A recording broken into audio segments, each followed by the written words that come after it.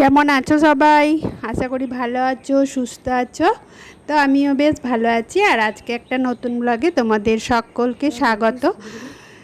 কদিন ধরে একদম ভিডিও আপলোড করতে ভালোও লাগেনি, কিচ্ছু না, আর করাও হয়নি।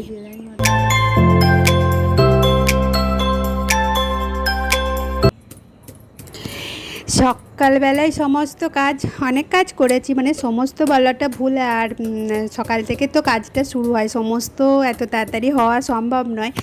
আর এই কিছু কাজ করেছি, করে এখন রান্নাটাও ওদিকে বসিয়েছি, বসিয়ে দিয়ে তারই মাঝে একবার ছাদে এসেছি। আর এই সিলটা ছিল আমার খাটের তলায়, তো সিলটা একটুখানি বের করেছি। আর কেন বের করেছি দেখো, আমড়াগুলো না কালকে একটুখানি ছাড়িয়ে রেখেছিলাম।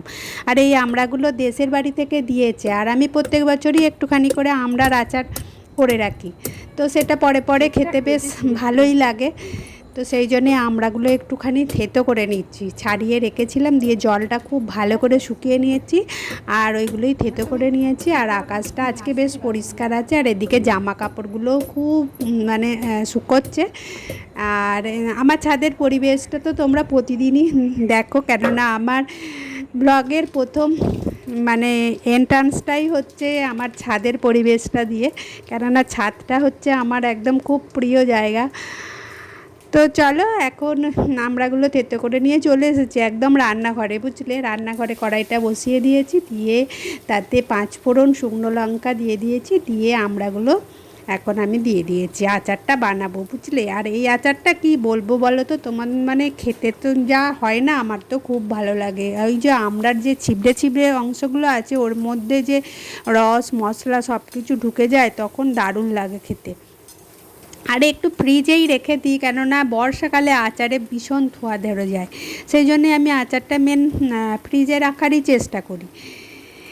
তো কদিন ধরে একদম ভিডিও আপলোড করতে একটুও ভালো লাগেনি, কি আর বলবো বলো। সবাই তো জানো এখন কি পরিবেশ পরিস্থিতি, হ্যাঁ, মন মেজাজ সব কিছুই খারাপ হয়ে যাচ্ছে, সেটা আর বলবো কি। আর মানে মনে হচ্ছে নিজের যেন খুব কাছের কোনো মানুষের কারুর কিছু হয়েছে, এইরকম সবসময় মনটা হু হু করছে।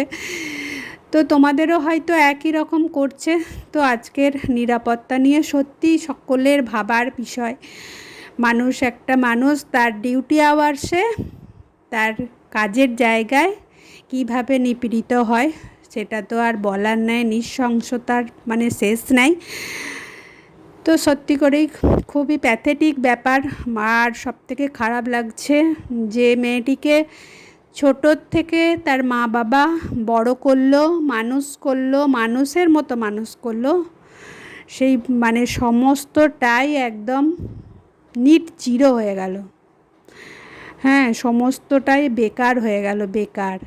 হ্যাঁ, তার সমস্ত মানে এটাই মানে এতটাই খারাপ লাগছে যে মা বাবার কথাটা ভাবো, তাদের একমাত্র সন্তান, তো সে সন্তান যদি চলে যায় তাদের কতটা খারাপ লাগতে পারে, সেটা আর বলার কিছু নেই। তোমরা সকলেই বুঝতে পারছো, আর সকল মানুষই এই ব্যাপারে মর্মাহত। চারিদিকে প্রতিবাদের ঝড় তো চলছেই। তো চলো, এইসব কথা বলতে বলতে এদিকে আচারটাও হয়ে গেছে, আর এদিকে ভাতটাও হয়ে গেল। ভাতটার ফ্যানটা ঝরিয়ে দিলাম।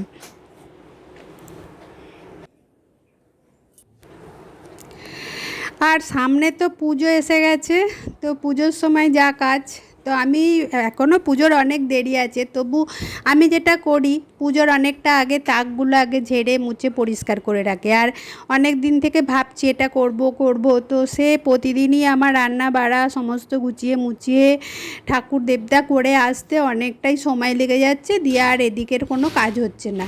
কিন্তু আজকে ভেবেছি যে এই কাজগুলো আমি করবই, তো সেই জন্যই দুটো দুটো করে তাক পরিষ্কার করব। তো ওই জন্যই তাকের সমস্ত জিনিসগুলো এখন নামিয়ে নিচ্ছি, নিয়ে ঝেড়ে একটুখানি পরিষ্কার করে রাখলে কি হয় বলো তো, পুজোর সময় যখন ঘরগুলো আরও ঝাড়বো পরিষ্কার করব, তখন এই তাকগুলো আর আলাদা করে আমাকে ঝাড়তে হয় না। আর এই তাকগুলো খুঁটিনাটি জিনিস থাকে, তো এগুলো গোছাতে বেশি একটা সময় লেগে যায়, তখন কি হয় একটা ঘর ঝাড়তেই বহুক্ষণ সময় লেগে যায়। ওই জন্যই তাকের জিনিসগুলো আগে পরিষ্কার করে রাখি, তো সেই কাজটাই করছি। আর আমার মেয়ের তো প্রচুর ট্যাডি, সেই কোন ছোটোবেলাকার টেডিগুলো এখনও রাখা আছে। আর ও একটু সমস্ত জিনিস সুন্দরভাবে গুছিয়ে বাগিয়ে রাখতেই ভালোবাসে, বেশ সাজিয়ে গুছিয়ে রাখতে ও পছন্দ করে। আর ওর একটা জিনিসও নষ্ট হয়নি, সমস্ত জিনিসই ওর রাখা আছে। তো আরও খেলনা আছে, প্রচুর রকমের খেলনা আছে, তো সেগুলো ও সমস্তই গুছিয়ে বাগিয়ে রাখে।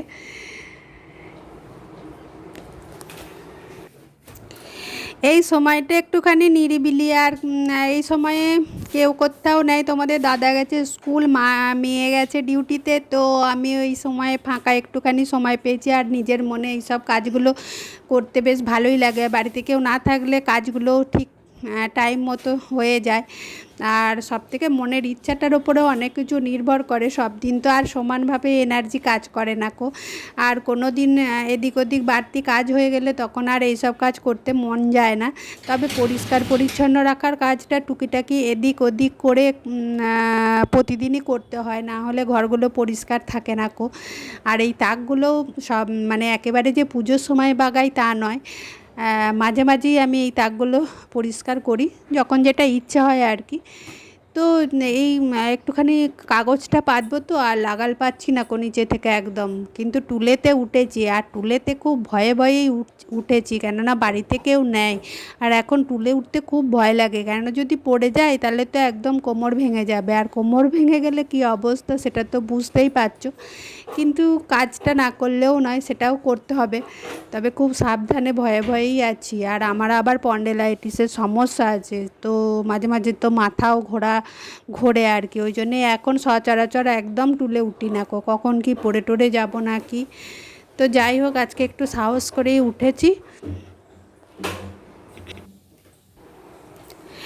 ঘর বা সংসার হচ্ছে মন্দিরের মতন একটা ব্যাপার, হচ্ছে যে মন্দিরটাকে যেমন আমরা ঠাকুর দেবতা সব কিছু যেমন সুন্দরভাবে সাজিয়ে রাখলে যেমন ভালো লাগে, মনে শান্তি মেলে, সেরকম ঘরটাকেও যদি আমরা সুন্দরভাবে গুছিয়ে বাগিয়ে রাখি, বা যে যার নিজের নিজের ঘর যতটা যে পারবে পরিপাটি করে রাখলে আমার মনে হয় খুব মনে শান্তি মেলে। আর তোমাদেরও মনে হয় এইরকমই হয়।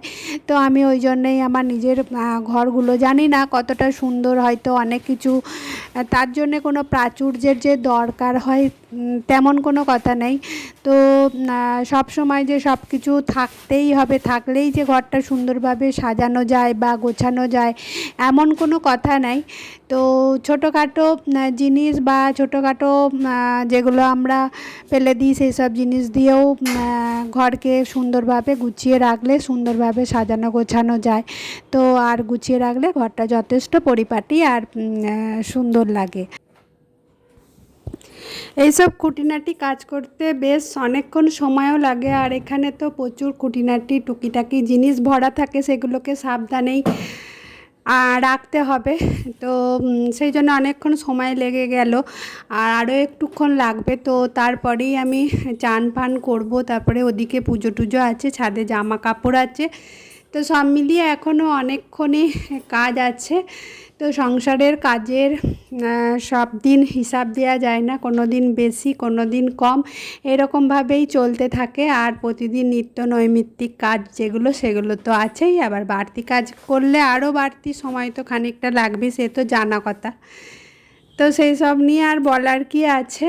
তো আর তোমাদের সব পুজোর সব কেনাকাটা হলো নাকি সেটা জানাবে। আমার এখনও কিছু পুজোর কেনাকাটা হয়নি জানো, আর কেনাকাটা করলে নিশ্চয়ই তোমাদের সঙ্গে শেয়ার করব কি কিনলাম না কিনলাম। ওগুলো বেশ দেখতে ভালোও লাগে, আর আমারও খুব ভালো লাগে যে পুজোর জামা কাপড় বা নতুন কোনো জিনিস যেগুলো সবার কেমন হলো বা আমারটাও কেমন হলো, তোমরা যদি সবাই কমেন্ট করে বলো তাহলে বেশ ভালো লাগবে। তবে আমি এখনও কিছু কিনিনি, তো দেখা যাক, যদি কিছু কিনি নিশ্চয়ই তোমাদের সঙ্গে শেয়ার করব।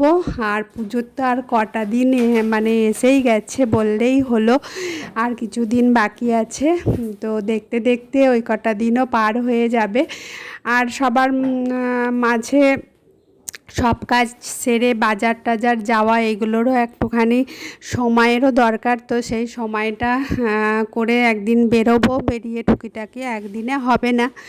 তো দেখা যাক, তো যখন বেরোবো নিশ্চয়ই তোমাদের সঙ্গে সবটা শেয়ার করব। তো চলো এখন এইসব কাজ করতে করতে আজকের ব্লগটা শেষ করব।